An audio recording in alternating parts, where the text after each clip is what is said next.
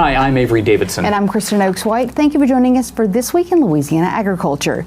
Well, this year's crawfish season is winding down, and most crawfish farmers are happy to report this year was a drastic improvement over 2024, which was heavily affected by drought. Now they're setting their sights on next year's crop, which means seeding their ponds.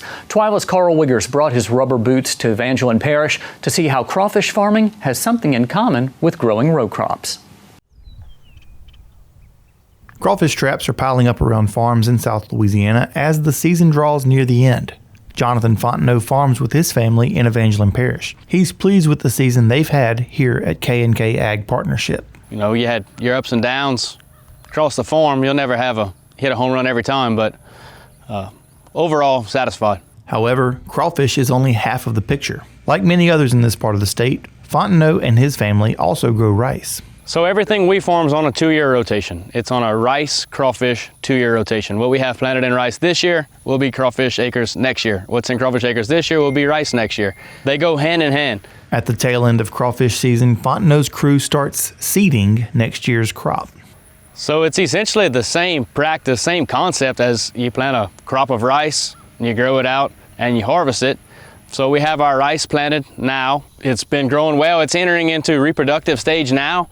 It's coming towards the end of the growing season for rice. At this point in the year, it's time to start getting the crawfish crop for next year going. In a sense, we're not so much planting our next crawfish crop. I mean, it's grown, it's there. We're relocating it into the grounds that we're going to crawfish next year. This process is an all-day affair that begins early with these boats in the ponds. While it may look the same as the rest of the season, these bags are full of seed stock to move into the rice fields. Our guys start fishing at about 6 in the morning.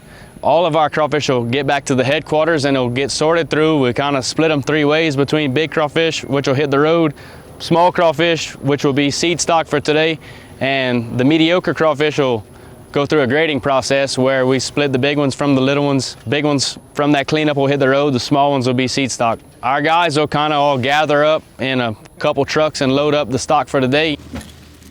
It could be anywhere from 80 to 130 sacks every day, you know. We have designated fields that we stock in each day and kind of set them up and they go out and throw them in the rice fields. It's essentially an investment into next year's crop. You have to invest into next year's crop in order to get a good crop next year. That investment has to sit a little while as the rice crop finishes up. In a few weeks, Fontenot will slowly drain the rice fields down to prepare for harvest. In that time, the crawfish will go and burrow typically in the exterior perimeters of the field, levees and roads. They burrow down into the soil, lay eggs, incubate eggs in a sense, just kind of lay dormant there from the months of July until October. In October, we'll flood the fields back up, and these crawfish will emerge from their burrows. From that point on, the new crop will start growing. It takes 3 to 4 months for them to be mature and start catching mature crawfish again, which leads you right into that February, March area where crawfish catch gets pretty sweet. Reporting in Mamou, I'm Carl Wiggers for This Week in Louisiana Agriculture. Fontenot will finish up seeding next year's crop this week. Most farmers are pulling traps from the fields, and the end of the season is quickly approaching. But that doesn't mean we don't have crawfish prices from around the state. In New Iberia, the Rouse's on East Admiral Doyle is selling a pound of live for $2.49 and a pound of boiled for $2.99. In Hammond, Smoke and Tails has crawfish for $2.50 a pound live and $3.95 a pound boiled. And in Ville Platte, B&L Seafood Market sells them live for $2 a pound and boiled for $3.99 a pound. These crawfish prices are brought to you by the Louisiana Crawfish Promotion and Research Board, which reminds you to always eat Louisiana crawfish and to make sure, ask before you eat. Senate Bill 14, the so-called Maja bill authored by Senator Patrick McMath, is now on the governor's desk awaiting his signature. The bill unanimously passed the Senate and House and went to Governor Jeff Landry's desk on June 8th. The bill does not perfectly mirror the Maja Commission report from the White House. Louisiana Commissioner of Agriculture and Forestry, Dr. Mike Strain, says that's a good thing because he has issues with the Maja Commission report. Many of the scientific sources were from non-existing literature. Okay, so that's one of the things. It was produced, a lot of it by AI, and it was not scientific, peer-reviewed data. So that is somewhat alarming. And so when you look at that, and then if you look at our Maja bill, and I've worked with Senator Patrick McMath on his, specific discussions because there were some things in that initial bill, and his bill was the compilation of several other bills from other states. It wasn't a standalone they had standalone bills. They took several, and specifically, on the issues of naming specific pesticides, and specifically, when we talk about atrazine, and atrazine is used in Louisiana and some parts of Mississippi and Texas on our soybeans. Without atrazine to fight the red-banded stink bug, we don't raise soybeans. And we have 1.2 million acres of soybeans here. Strain says it's important for farmers and ranchers to have access to crop protection tools to ensure they can feed Louisiana and the country. As drones become a more common sight around farms, a new program aims to help farmers master the skies in order to increase efficiency. Mississippi State University is hosting the nation's first self-regulating application and flight efficiency training program. The 5-day program features MSU graduate students and aviation professionals to teach drone operations, spray patterns, weather analysis, and much more. The National Agricultural Aviation Research and Education Foundation is considering a certification for drone operators, which means this program could expand to other states. Well, Avery, don't you wish you were fishing right now? I always wish I was fishing. Well, I bet you will after this next segment. Absolutely. Louisiana Farm Bureau held its annual fishing rodeo last week, and TWILA's Neil Melanson had that tough, difficult assignment of going down south, and boy, does he have a fish tale to share. Every day is a good day to be out of the office and fishing, but here at the 2025 Louisiana Farm Bureau Fishing Rodeo, it was a particularly good day. So it's the 5 parishes in our district putting this on together, pulling together as a team, making this happen. We had a really good turnout this year. We had probably 120 people for dinner last night. Got maybe 80 or 90 people out fishing today. They're bringing fish in. Held at the Coco Marina in Chauvin, more than 80 anglers showed up to fish. If there was a top prize for first entry, it would go to Andrew Jones, who got to the docks with some nice-looking speckled trout.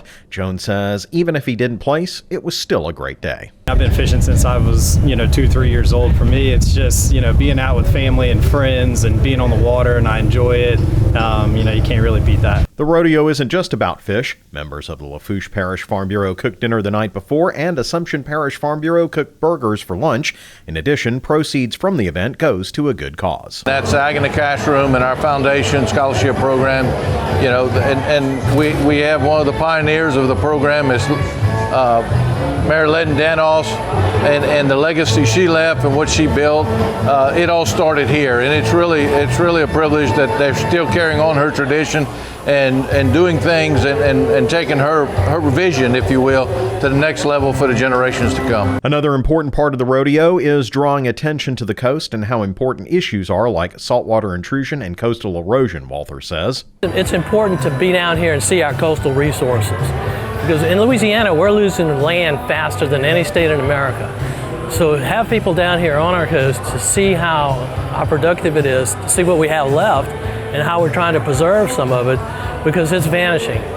It's not just sportsman's paradise, it's now becoming a vanishing paradise. And we're fighting tooth and nail to try and save it for our future generations because it is so special. People come from all over America to fish right here in South Louisiana because we have the most generous fishing limits. Prizes for the rodeo included these Barnacle X speakers, but everyone was a winner here, enjoying a good day for a good cause. From Chauvin, I'm Neil Melanson. If you missed this year's event, don't worry, it'll be back next year. If you want, you can put it on your calendar. We'll link you over to that date on our website at twilatv.org. Still to come on TWILA, You Have My Bow. A Louisiana kid takes his archery skills to Canada in hopes of a big win. But first, we'll introduce you to the young farmers and ranchers in Union Parish competing for a coveted award. Stay with us. You're watching This Week in Louisiana Agriculture, the only TV show bringing Louisiana farmers and consumers together every week.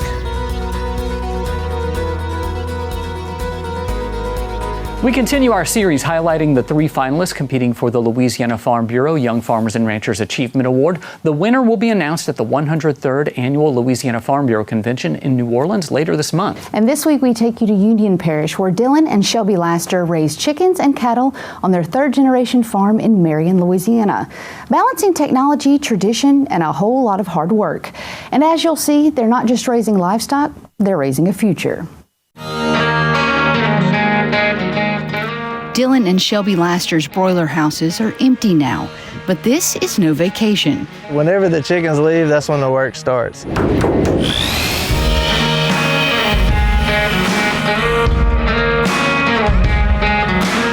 The clock is ticking, and in just a few days, a new flock of baby chicks will arrive. It's the busiest time. That's like when it's all hands on deck. You jump right in there and start caking them out and getting ready for a new flock. You got to get the floors back right and get all of that hard cake out. And then we go and we brush all the brooders. All the equipment's in the ceiling when you catch out, so then we have to lower everything back down, re-level the water lines, turn down the chick mates. The girls are putting out feed pans. They're helping their dad put out feed. That's really the busiest time. It's definitely not off time. This sprint happens about 7 times a year.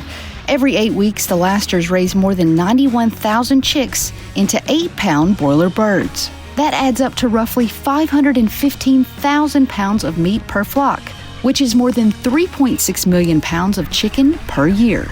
If we don't grow chickens the way we grow them in broiler houses like we do, you can't feed the world. It's just the fact. You can run the numbers. There's not enough ground in the world to grow chickens other than the way we do it. But for Dylan, it's more than numbers, it's legacy. I'm a third generation on both sides. Both of my grandparents did, and so for a long time I didn't know you could do anything except grow chickens. What started as a family tradition has become a precision operation. Everything here is automated, controlled, and connected. We know what is optimal for bird placement, and so we have controllers in each house, so we get to set the controllers to those temperatures. The feed lines are all automated. When it gets to 12 o'clock during the day, the feed comes on, it runs for an hour, and then it shuts off. But the Lasters do more than just chickens. Their cattle operation runs right alongside the poultry farm. The chickens and the cattle, they go hand in hand. It allows us to grow more cattle on less land because that chicken litter, it makes the grass grow. We've been growing the herd every year, adding to, buying more and more heifers. Right now, the challenge is land, trying to maximize what we have, but that's what we want to do in the future. We'd like to be able to expand. That full circle approach helps sustain their farm and their family. That has been my most favorite part of what we do. I want my family to grow up in this. I want one day, if we're constantly looking for ways that we can expand, I want our kids to do this when we're done, if they want that. Hopefully one of the 3 will, at least. So it makes me very proud. And that pride, it's already starting to take root in the next generation.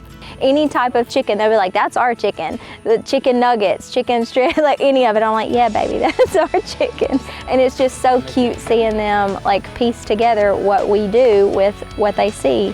Shout out to me for making them nuggets that good at Chick-fil-A. You do, you take pride in it, It's a good feeling knowing that you did that. They're raising livestock and a family with purpose, tradition, and a whole lot of pride. The whole lifestyle of being here and being on my farm every day with my wife and my kids, I don't know why anybody would want to do anything else.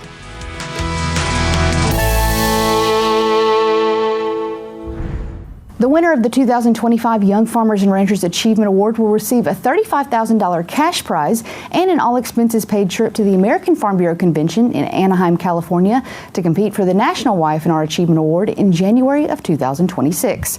A Louisiana 4-H'er is heading to compete on the national stage. Brody Wanch will represent the USA at the World Archery Youth Championships in Canada. Wanch has been spending his summer getting ready and hopes to bring back a medal for his country. He spoke with LSU Ag Center reporter Craig Gautreaux about the competition. Brody Wanch has spent countless hours practicing, tuning, and competing in archery contests. He got a start in archery through hunting with his father and the experience of competition via the Louisiana 4-H shooting sports program, which has helped turn him into an elite archer. There's 3 disciplines. It's field, FIDA, and then 3D. So you get a good taste of what all the types of archery are like, and you can kind of find what you really love to do. Besides 4-H, Wanch competes with a regional team called the Hornets. He says the competition within that team has enhanced his skill level. Just having people around you that are really good at what you love to do will help you succeed in a lot of ways. Wanch played an important part in Louisiana's 4-H compound bow team, capturing the national championship last year, and recently he was one of 3 archers to qualify for the U.S. World Archery Youth Team. We had trials about a month ago in Florida, which is a whole day of shooting against everybody, and then the top 3 make the team. So I was lucky enough to get second in trials and make the team. Parental support is essential, and Brody's parents have been with him every step of the way. According to his father, Jason, just making the team is as good as a win. We're stoked just to go and go through the whole experience, win or lose. Just being there with his guys, being there with the U.S. team, going through that whole experience is going to be a huge win for us, regardless of the outcome. So from now until August, and probably beyond, Wanch will continue to practice and practice some more. With the LSU Ag Center, this is Craig Gautreaux reporting.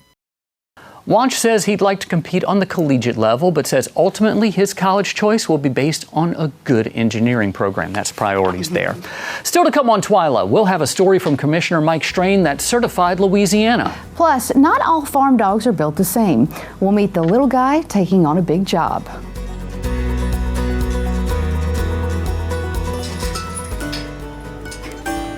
So we've had several calves that we've had to bottle raise. One of our cows, every other year she has twins. And so generally whenever a cow has twins, she has the first one, she puts it in a little special place where, it's protected from predators. And then she goes off and has the second one, and a lot of time they forget about the first one. And if she won't take it, then we bottle raise it. We're in Franklinton, Louisiana. We're at Southern Maids Dairy Farm, which is Nathan and Erin Miller, and it's a dairy goat farm. They also have some water buffalo. They milk them, they process the milk, they sell, the pasteurized milk products, and they make cheeses and the most wonderful cheesecake and eggnog you will ever have. Good morning. Good morning, sir. Mike. Nathan Miller. Good to see you, Nathan. This is my wife, Erin. Hey, Miss Erin. Good to see you. Thank you. We're the owners of Southern Maids Dairy. We're going to feed some of our water buffalo, and one needs a bottle. So okay. Here you go. Thank you. Thank you. You got just the right temperature, right? That's right. That's right. Very good. Prima, come here, baby. Look. Here you go. Here you go. Oh, now you got it. Just like a calf. Yeah, there you go. I know you know what you're doing. Oh, yeah, huh? Graduated school for this. So they are extremely, extremely smart.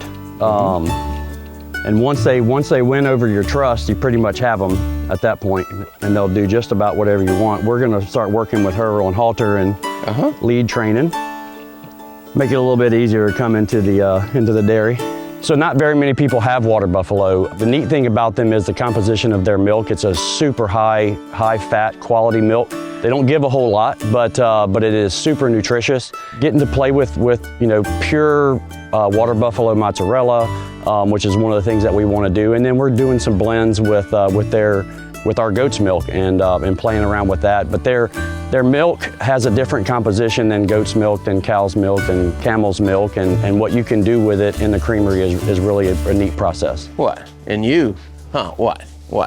Yeah. Oh, that's okay. It's okay, huh? What? Huh? Yeah, I can see everything around here is a pit. Huh?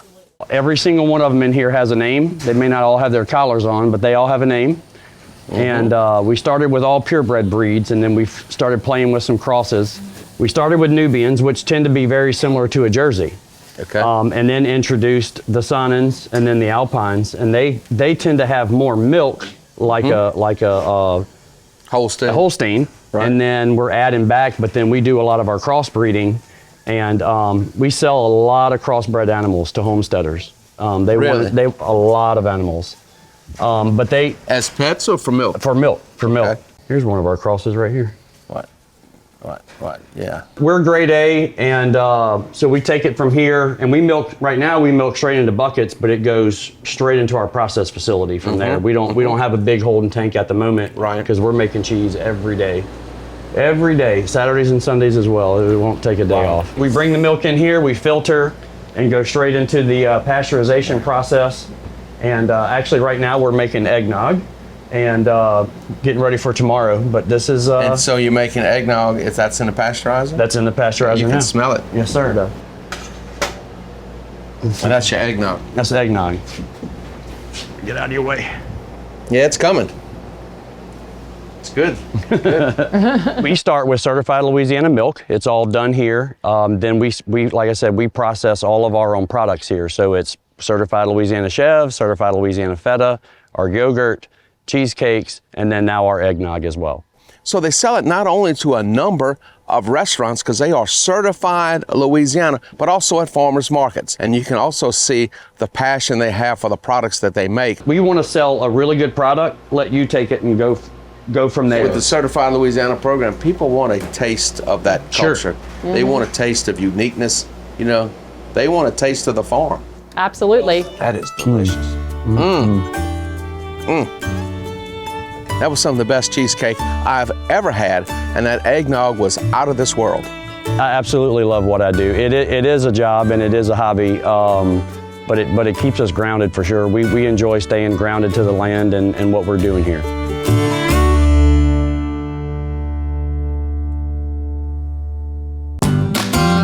Certified Louisiana's Crawfish Tales with Commissioner Mike Strain was brought to you by the Louisiana Department of Agriculture and Forestry Certified Louisiana Program. For information about the Certified Louisiana, Certified Cajun, Certified Creole, Certified Craft Beverage, and the Certified Farm to Table Logo Program, visit certifiedlouisiana.org or ldaf.la.gov. Support Louisiana families. Look for Certified Louisiana logos at your favorite grocery, restaurant, or farmer's market. Buy Louisiana. It's the way to grow. Time now for this week's TWILA Boost. And Avery, what do you picture when you think farm dog? Usually I'm thinking retriever, maybe a shepherd, but not a dachshund.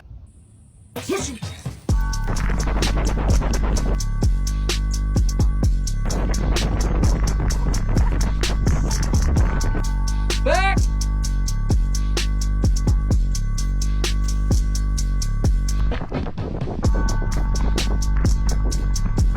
Ready? Push him!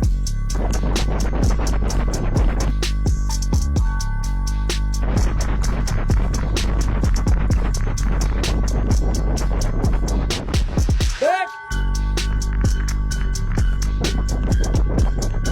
Push him!